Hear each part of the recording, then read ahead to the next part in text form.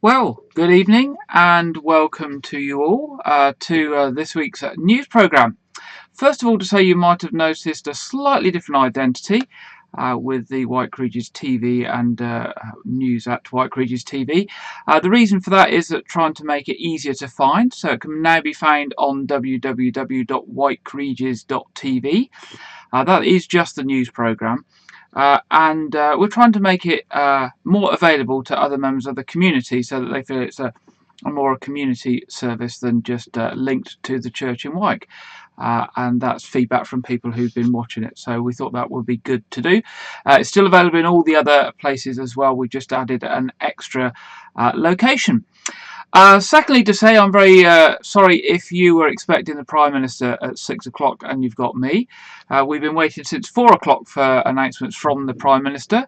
It was 4 o'clock, then 4:30, then 5, then we thought round about 6, and the latest is around about 6:30. I am keeping an eye in case anything happens while we are on air this evening. So it does mean that the script I wrote lastly about 5 o'clock is absolutely wrong, because I was going to say we've heard from the Prime Minister this evening.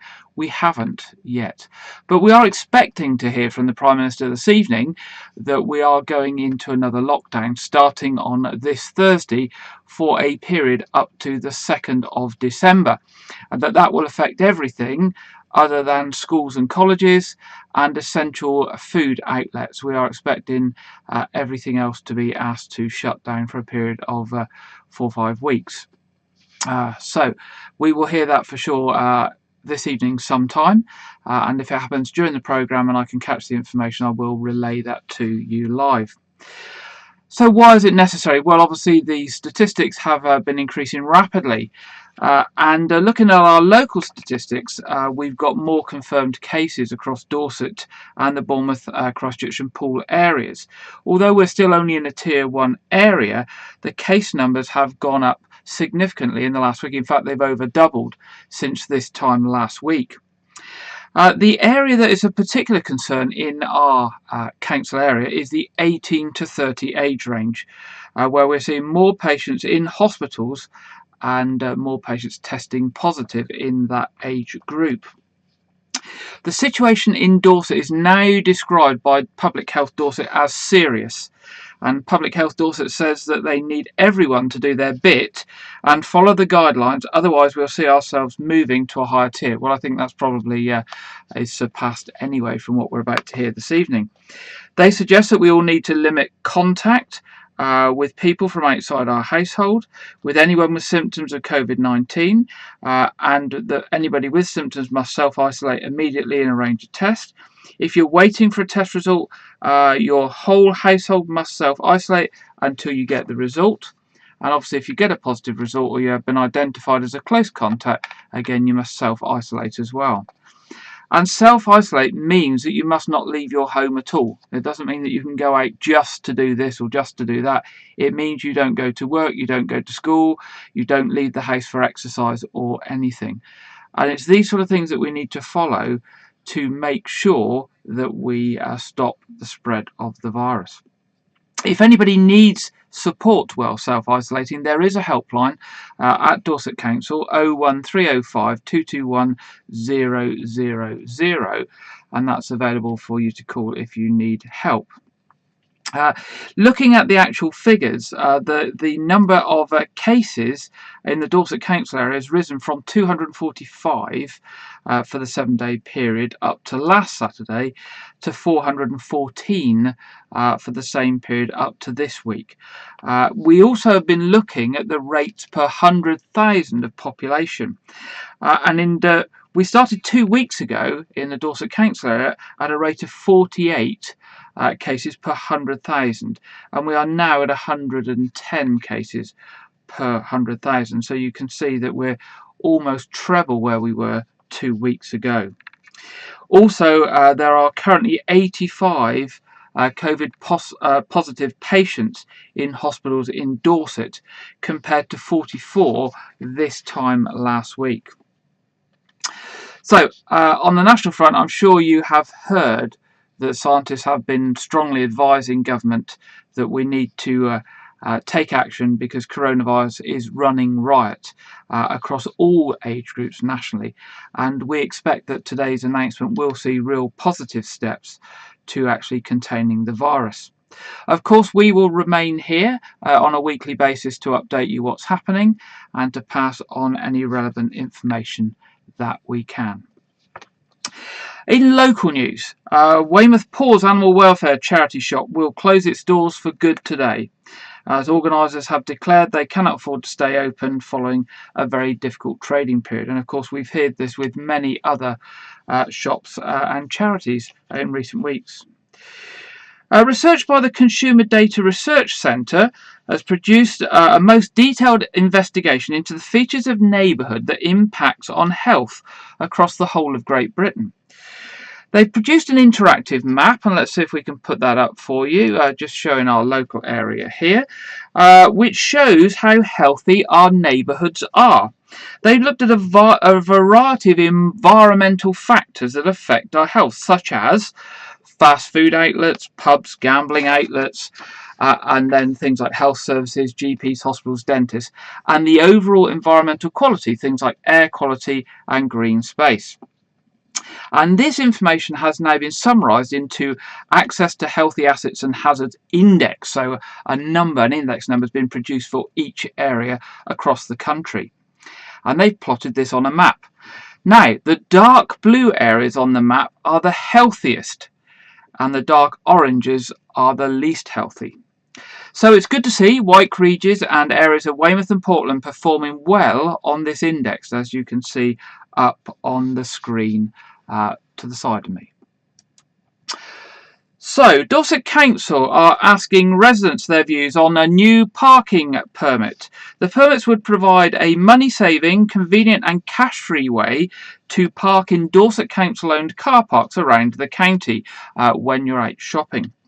Residents in the former West Dorset District Council area have been able to purchase permits or shoppers' permits for several years. The council are now consulting as to whether this should be rolled out across the Dorset County area, or whether the scheme should be stopped altogether. The introduction of the permits may come at a time that would help some of our struggling high streets by encouraging people to visit our high streets more often. The idea is that you buy a permit, you pay a set amount per month, and then you can go and park for 2 hours every day and go to the high street without making any further payments. However, it's estimated that it would cost around £50,000 a year to administer the scheme. Councillor Ray Bryan, Dorset Council portfolio holder for highways, travel and environment, said, "Western Dorset residents have been able to purchase shoppers permits for several years, and we're asking people across the county if this is something that they'd like to benefit from. Offering residents a convenient and cost-saving way to park would encourage them to shop locally, supporting businesses and breathing life back into our high streets at a time when many shops are struggling. However, it could have a financial impact on the council through reduced revenue and administrative charges, and we want to know how local people feel about this. So they're asking you to go and do an online survey and give feedback between now and the 6th of December. The survey takes about 5 minutes, and I did it myself yesterday and probably took me less than 5 minutes, and it's quite easy to do. So I'd encourage you, if you're interested in parking charges and shoppers permits, to go along and take this survey. It's available at www.dorsetcouncil.gov.uk/shoppers-permit-survey. Paper copies are also going to be available in Dorset libraries from early November. Moving on to Dorset Police. Dorset Police has seen a 5.1% drop in recorded crime, according to new figures released this week. Data released by the Office of National Statistics shows the force has continued to see a drop in overall crime. In early 2020, Dorset received a good grading for accurate crime recording, which means the reduction by 5.1% during the 12 months to the end of June 2020 is a real reduction and gives us the 10th lowest crime rate in England and Wales. Deputy Chief Constable Scott Chilton said Dorset remains one of the safest counties in the country to live in and visit. The excellent work done by all our officers and staff to keep our community safe is reflected in this reduction. All crime matters to our communities, and we will maintain our focus on providing an outstanding service to the people of Dorset, particularly those who are most vulnerable. Dorset Police and Crime Commissioner Martin Underhill said this is great news for Dorset residents, as these figures demonstrate that not only do they live in one of the UK's safest counties, but one in which crime levels are actually dropping. I'd like to praise the dedication of all our officers, staff members and volunteers who have worked so hard through this very difficult period to keep people safe. Our first main story tonight is a sad story and relates to local sea life. We've heard this week that Danny the Dolphin, a much loved solitary dolphin who's been in local waters for a couple of years, was found dead in Portland Harbour on Monday. A post-mortem has been undertaken by the Zoological Society of London and revealed that the injuries indicate a ship strike was the cause of the death of Danny. There have been calls for some sort of memorial to Danny, who has been seen by locals and holidaymakers alike over recent years, most frequently in Portland Harbour and Weymouth Bay. And he's even had his own Facebook page with 4,500 people following his adventures. Bottlenose dolphins inhabit warm and temperate seas worldwide, being found everywhere except for the Arctic and Antarctic Circle regions. In recent years, there's been more sightings around the coast of Dorset, which may indicate that our climate and our seas are warming. Numerous investigations into bottlenose dolphin intelligence have been conducted, examining mimicry, the use of artificial language, object categorization and self-recognition. They can use tools and transmit cultural knowledge from generation to generation, and their considerable intelligence has driven interaction with humans. Bottlenose dolphins gain popularity from aquarium shows and television programs such as Flipper. They have also been trained by militaries to locate sea mines or to detect and mark enemy divers. In some areas, they cooperate with local fishermen by driving fish into their nets and eating the fish that escape. Bottlenose dolphins have the third largest, and this is a big word, encephalization levels of any mammals on Earth. Humans have the largest, sharing close ratios with those of humans and other great apes, which means more than likely it contributes to their high intelligence and their high emotional intelligence as well. Unfortunately, Danny's sad death reminds us that sea life doesn't fare well with boats. And whilst nobody thinks Danny's death was in any way deliberate, we hope that boat owners will take care in the same way as we ask car owners to take care on our roads with land-based wildlife. There have been many pictures of Danny released showing his injuries and the post-mortem, and there's no way that I'm going to show those this evening. But I'd like to reflect on some happier times and some footage of Danny taken by various people from Weymouth and Portland as a fitting memory.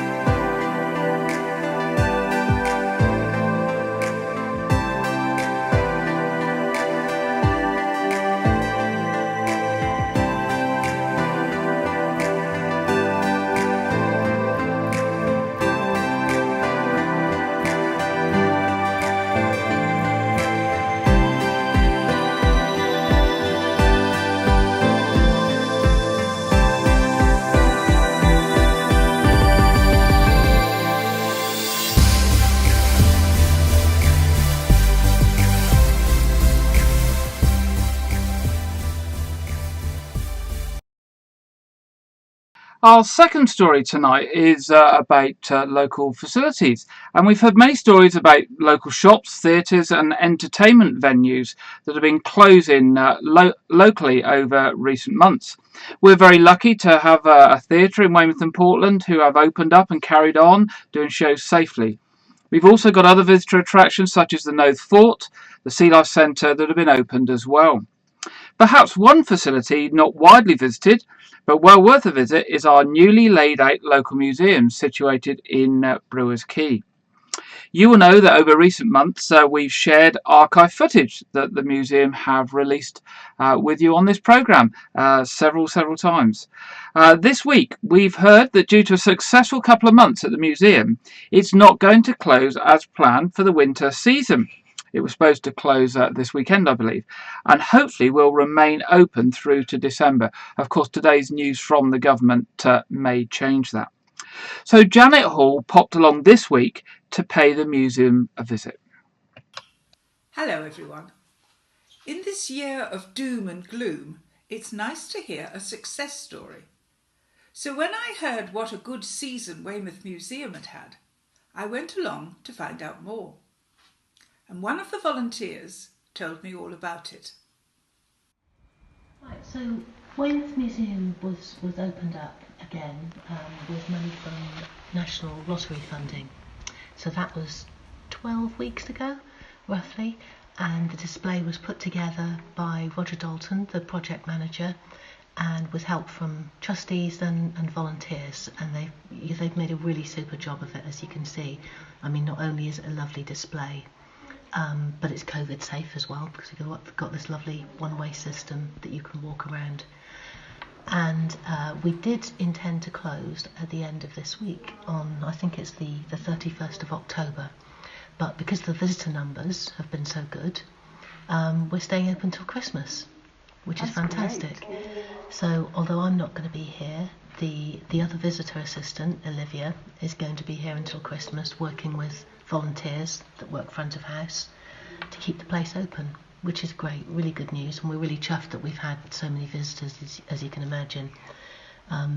COVID-19 has had, loads of negative effects, but one of the very few positive ones is the staycations, and of course there's lots more visitors around.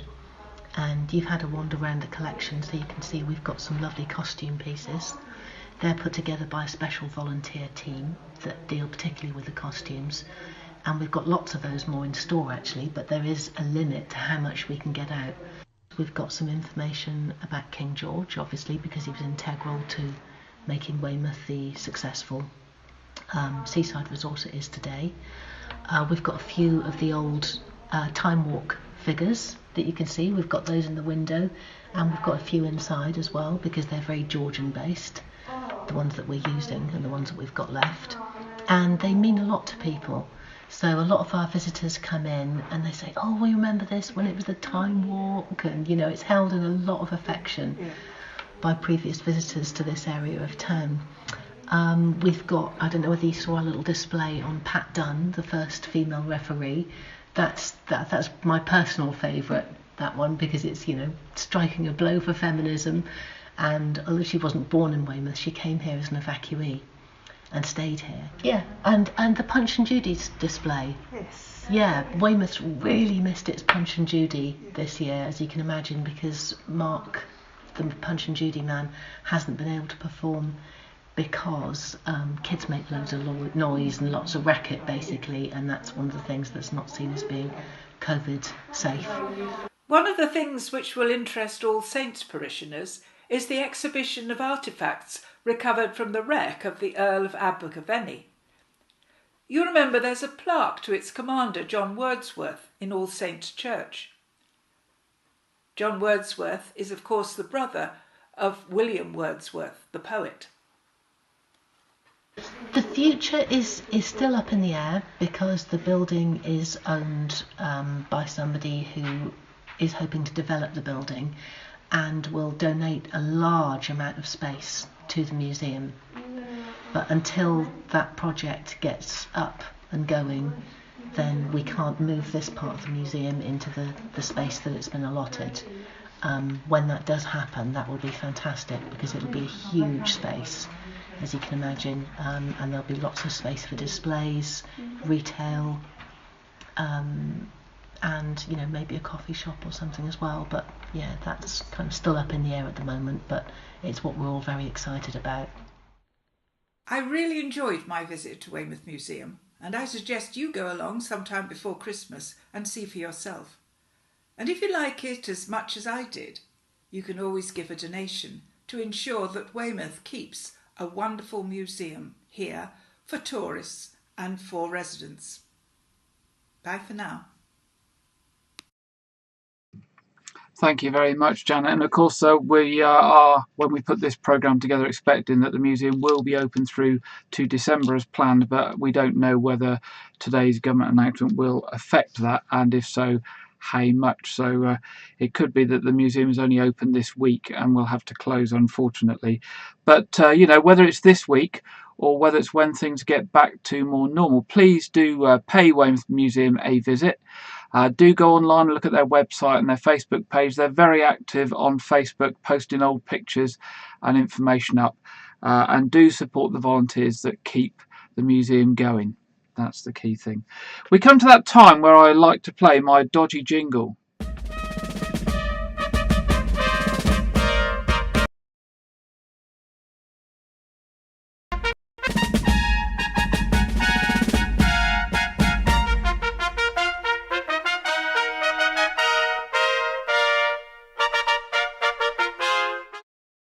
And there we are. It didn't let me down tonight. It's stuck again, didn't it?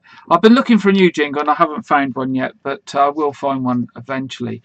Birthdays this week. We wish a very happy birthday to Derek Griffin, whose birthday it was yesterday, and also to Betty Port, a belated happy birthday for in the week as well. Don't forget, if you're going to have a birthday or other anniversary or some other celebration, do let us know so that we can share it here and wish you well for your special day.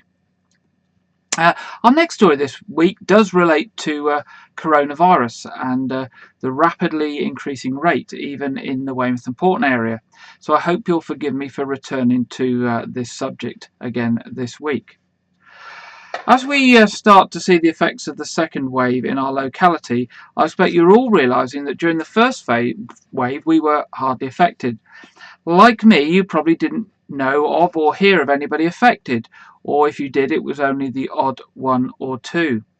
Now everyone I seem to speak to has heard of one or more or groups of people affected, and we've all heard that local schools are affected and other areas in the town.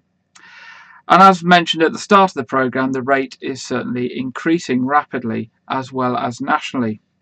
Now, more than ever, it's therefore very important that we do what we can to protect ourselves with our social distancing, with staying at home and self-isolating if we have symptoms, and making sure we are regularly washing or gelling our hands, and yes, wearing face masks and face coverings. I found it quite disturbing recently that we seem to be getting pockets of people following only what I can call the Trump madness of saying that they won't wear face masks or face coverings as it's their civil right. The wearing of face coverings and mask is not only fundamental to protect yourself, but also so that if you have the virus, and some of you will know that it's not always obvious that you have the virus, that if you come into contact with anyone else, that they are protected. Of course, it will be too late if we don't wear a mask and then either develop symptoms ourselves or find that we are carriers and have passed the virus on to elderly or vulnerable people, work colleagues, neighbours, family members, and they become very ill or, heaven forbid it, die from the virus.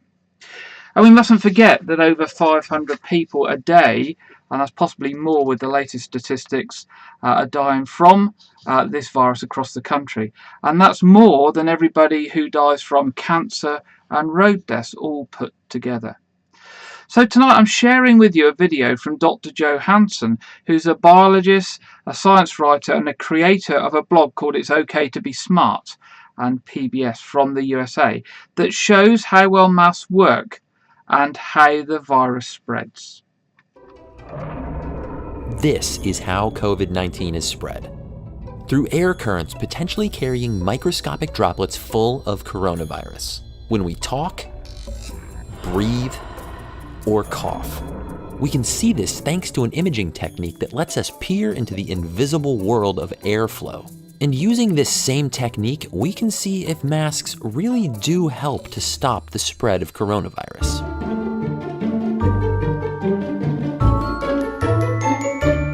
Hey smart people, Joe here. If you've been feeling confused about masks, what they do, what they don't do, whether or not you should wear one, I hope this video will help. And since I'm all by myself at the moment, I don't need to wear this or this. This is Matthew Staymates, a fluid dynamicist and mechanical engineer at the National Institute of Standards and Technology. And while stuck at home, he turned his garage into a lab. Using a technique called Schlieren imaging, he captured some incredible images of a world that's normally invisible to our eyes.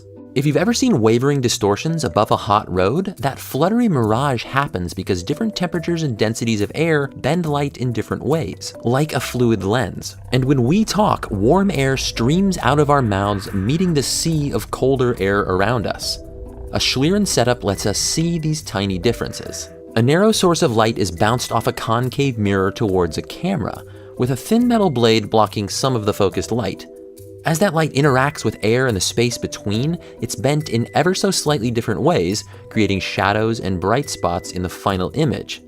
And as you can see in this video from my friend Derek at Veritasium, it lets us see everything from the helium coming out of a balloon to heat rising off of a candle. And at 250 frames per second, it shows us exactly why masks work to slow airborne infection. Now, it's important to remember that we can't see viral particles in these images. They're too small. But the viruses are carried on that breath just like a river carries fish. In fact, an individual viral particle is smaller than the weave of most fabrics. So why does this work? Well, masks help in two interesting ways. First, it's important to understand that viruses don't float around alone.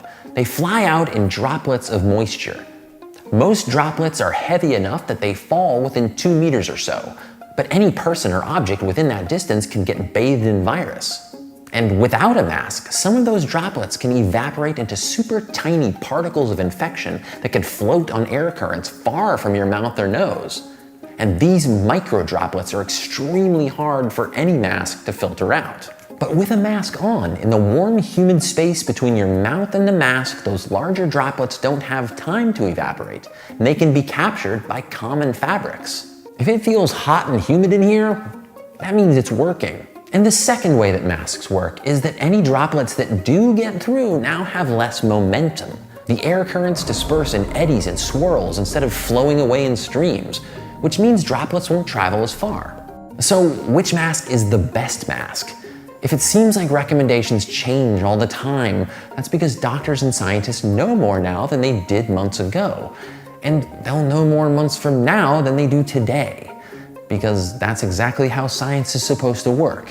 What we do know is whether you're using a bandana, an N95 mask, or a cloth mask you sewed at home, they all still have a lot of droplet blocking power.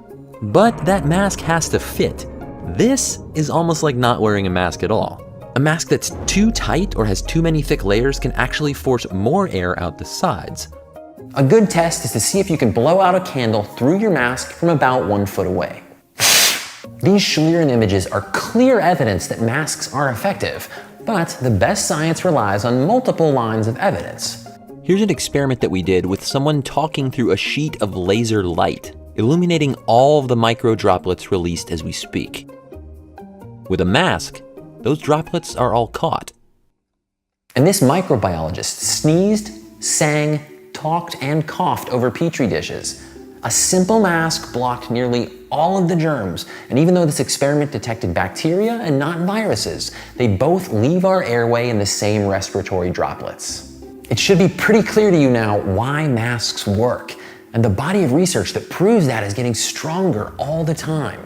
Links down in the description. But really, the most important question is, why should you wear a mask? You know, it's often said that masks aren't to keep you from getting sick, but to keep you from getting others sick. Wearing a mask can dramatically reduce the chance of spreading COVID, but that's a strange thing to think about, because you might think, well, I'm not sick. I've got a strong immune system, so I don't need to wear this. But we know that COVID-19 can go undetected, and almost half of infections may come from people who don't show symptoms. That could be you, or it could be the person next to you. And if it is, wouldn't you want them wearing a mask? They probably feel the same way about you. Can masks harm your health, like lowering your body's oxygen levels? No. That's a myth, and it's been tested over and over again by healthcare workers who work all day in masks. And masks won't stop the pandemic on their own. They're best used in combination with other safety measures like hand washing and physical distancing. Stereotypically macho people have actually been shown to resist masks more. I get it. Dudes, you don't feel cool, even though lots of cool dudes wear masks. Or maybe your nose itches, or your glasses fog up, your face is sweaty. That's no fun. I mean, I get it. For most people, wearing masks is new and weird and different. But there are lots of things that used to be weird and different until everyone just started doing them. I mean, umbrellas used to be viewed as completely feminine accessories for rich people and only used to shade the sun. Until one day, some masculine men decided that they were tired of getting rained on, and suddenly enough people were using umbrellas that they became like the most boring, socially acceptable thing ever. It's true, look it up. And most people didn't use condoms in sexual relationships until the risks of HIV and other infections pushed people to change their behavior. And now it's not only normal, it's a way to say, I respect you, and I want to protect both of us. This is also a sign that you want to protect others and have them protect you. And the sooner that this becomes part of everyone's normal everyday life, the sooner we can all get back to normal everyday life. In every pandemic in history, it's the actions and choices of individual people that have made the difference. A mask can stop a virus, but it also sends a message. We're all in this together.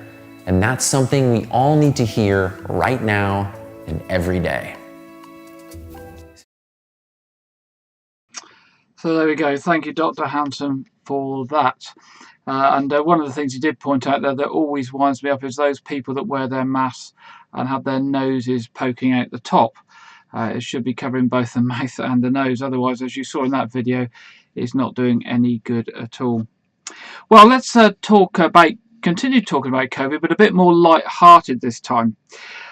Did you know one quirky change under COVID-19 is that for some reason we are eating more peanut butter? Yes, eating more peanut butter. According to a recent report by the grocer, sales of peanut butter rose by almost 36% in the spring.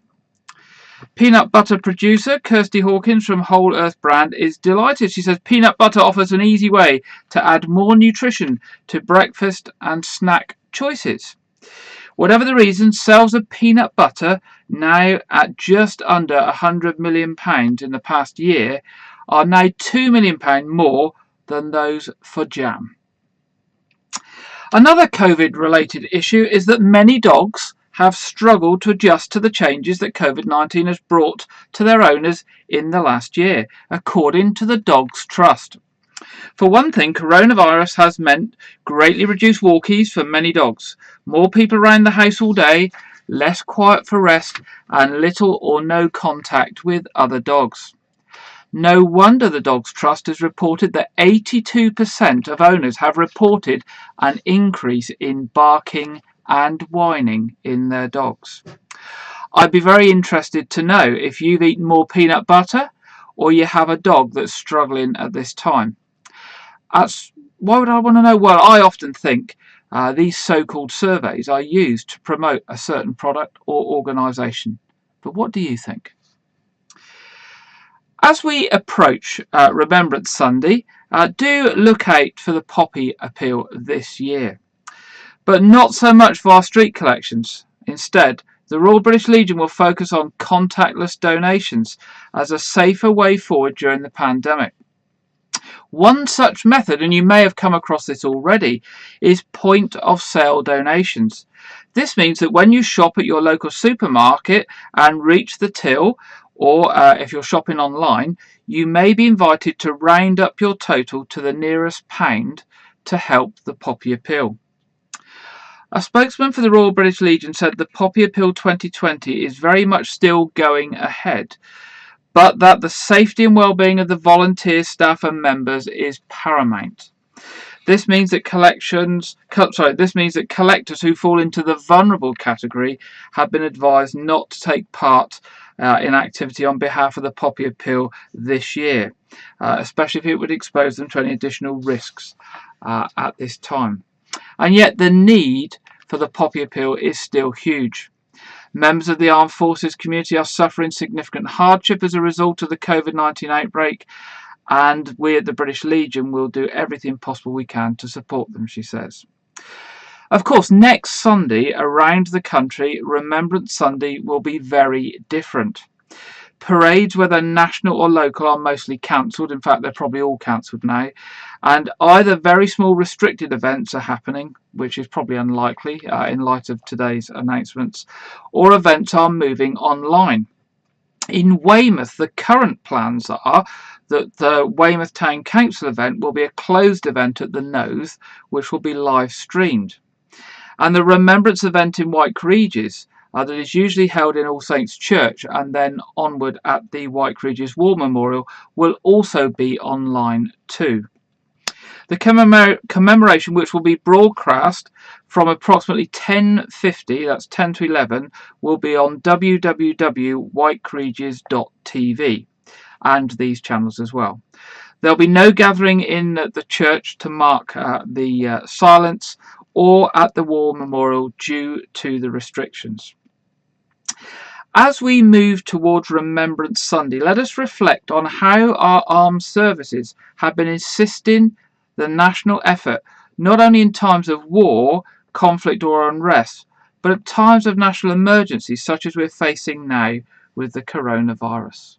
It makes me feel immensely proud of our collective national effort in pulling together behind those on the front line to combat this year, as they have for generations, the armed forces community has stepped up to support the nation through challenges no one expected. 23,000 service personnel are earmarked for the COVID support force. There's been an incredible relationship between the military, the NHS and communities up and down the country. Right now, the Royal British Legion is helping those members of the armed forces community who are isolated from family, feeling lonely, facing homelessness and in financial crisis. So we need you. By supporting the Poppy Appeal, you will help the Royal British Legion support our armed forces community when they need it most. So please, show our armed forces community that we have their back, just as they've always had ours.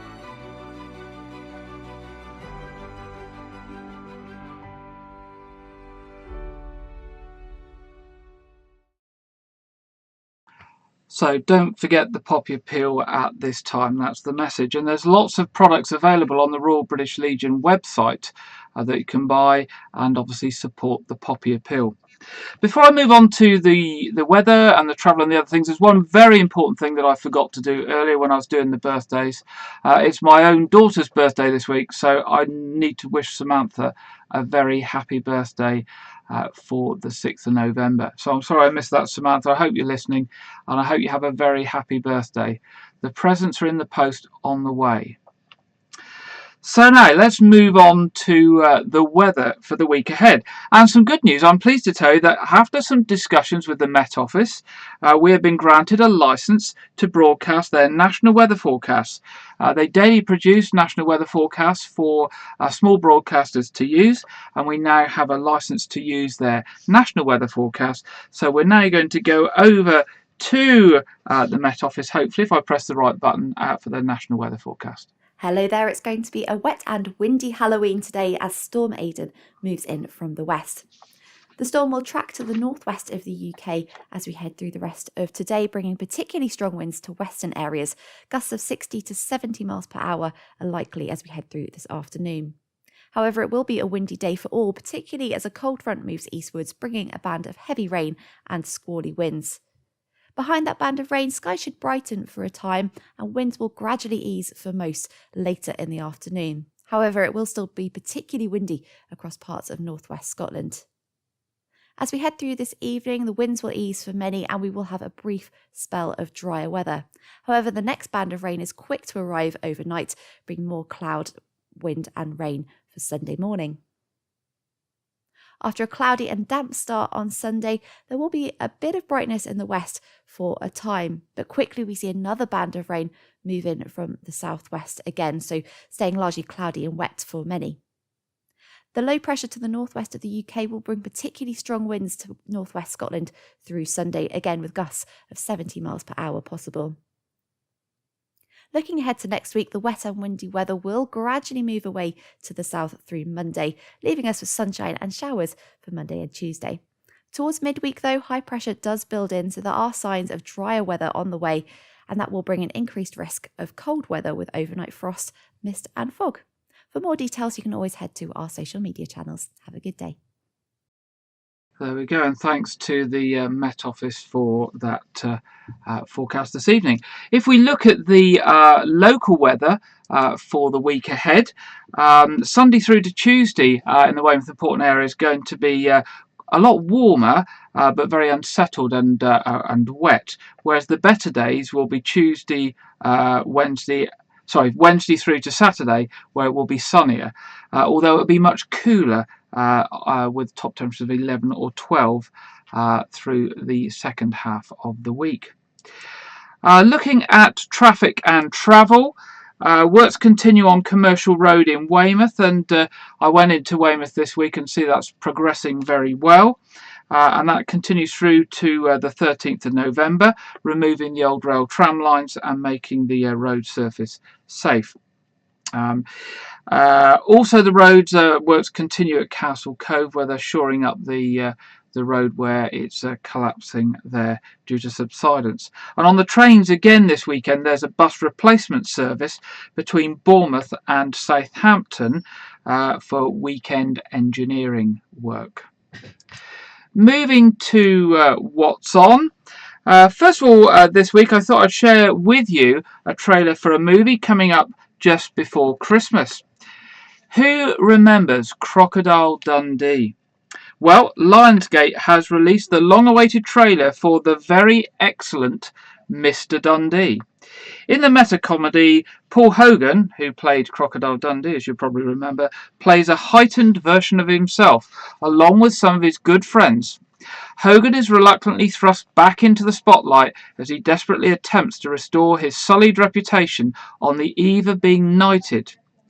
In the comedy, that also stars John Cleese, Chevy Chase, Olivia Newton-John, and Jacob Elordi as Hogan's son. The very excellent Mr. Dundee is set to premiere on digital and on-demand services on December the 11th, just in time for Christmas. Retired in Los Angeles and overshadowed by his Crocodile Dundee character, Hogan is offered a knighthood by the Queen of England in the very excellent Mr. Dundee. But before he can accept it, Hogan gets caught up in a series of comical scandals that dominate gossip shows and social media feeds. Can he keep his reputation clean long enough to hang on to his prize and his dignity? The film has a PG-13 rating, but looks to be some light-hearted fun for the Christmas period, especially for those who remember Hogan in Crocodile Dundee.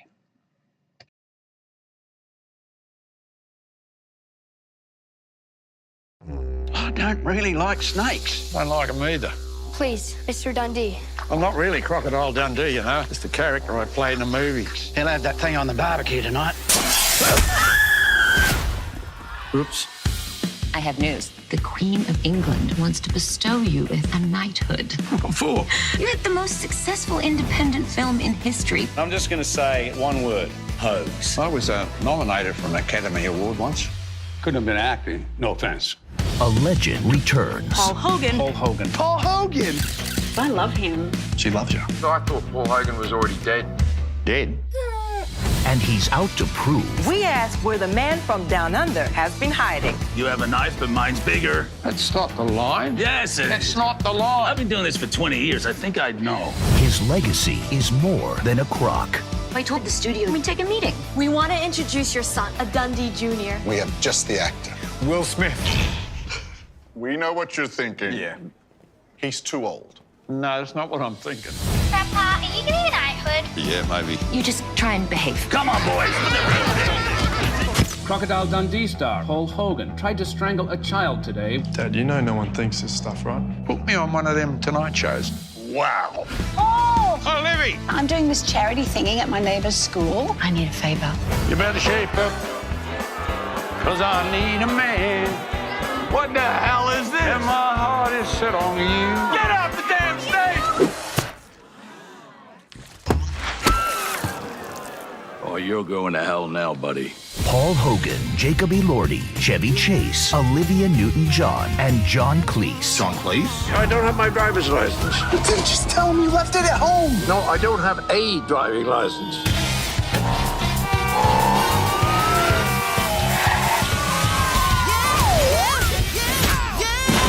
You threw a deadly snake at a 5th grade teacher, attempted to beat up 2 children, and knocked out a nun. What am I forgetting here? The very excellent Mr. Dundee. I don't mean to be nosy, John, but what happened after all your success? Well, you know, alimony, parties, drugs, gambling, prostitutes. No, I'm being silly. I never gamble. All right. There you go. That's the very excellent Mr. Dundee. Just in time for Christmas. And I'm sure this Christmas is going to be a Christmas where we get more repeats than ever. So a few welcome new films are going to be very well received. Obviously, with the TV and entertainment industry unable to do a lot of filming this year. So just touching on a few final things before we close tonight, just to remind you of things that are coming up in the week ahead. A bridge works of William Shakespeare that I've been mentioning week after week is actually on tomorrow. So if you're interested in that, that's all 37 plays of William Shakespeare in 97 minutes at Weymouth Pavilion. Also tomorrow at the Noath Fort, Dorset Food and Drink have got a mini pop-up fair, final one before Christmas between 11 and 4. And on the 2nd of November, which is Monday, we've got the Strictly Come Dancing champions, Kevin and Joanne Clifton, doing an intimate show at the Pavilion for a socially distanced audience. On the 6th of November, Weymouth Pavilion Genesis Connected, a tribute show with hits of Genesis, Peter Gabriel, etc. and Phil Collins. And also to remind you that they've got That'll Be the Day, a Christmas show on Sunday the 6th of December, which you can watch online. So it's an online show, but you can also interact with the stars after the show. So pop along to the Pavilion and the Noath Fort websites for information on those things coming up this week. If you're going to Weymouth Museum this week, it's normally open from 10 to 4 Thursday to Saturday, but we'll have to wait and see what's happening with that. Also, I'd like to mention on the What's On section this week that the Royal National Lifeboat Institute Christmas cards, calendars, diaries and other goodies will be open for sale at a pop-up shop in the Tea Shop Cafe in Trinity Road to the south of the Harbour Side. The dates planned are the 7th and 8th of November and the 14th and 15th of November, again possibly set to change, so we'll have to wait and see there. And Chrissy Payne, who's the local chair of the Lifeboat Management Group, says thank you to everyone for the donations that they've given to the RNLI and for your support at this difficult time. Also to remind you that the Fair Trade shop at the Town Bridge is open and it's got lots of lovely gifts for Christmas, as well as a great range of cards and Fair Trade products, including my favourite, the Fair Trade chocolate. So last things then, tomorrow morning All Saints Church has its communion service at 9:30 and be live streamed as well. There's a Sunday service at St Edmunds at 11 a.m. and also services at Tuesday evening at 5 and another communion service on Wednesday morning at 10:30. Obviously we don't know how churches or church services will be affected at the current time, and I'm watching. I still think the Prime Minister hasn't made an announcement unless I've missed it while I've been on air. This evening, of course, at 7:30, we've got our usual quiz in 40 minutes' time, and everybody's welcome to join us for that. And lastly, if you've got any stories for our news, do send it in for next week, including anything on events or any cancellations that there may be due to the latest news. Of course, the week ahead is going to be an interesting week.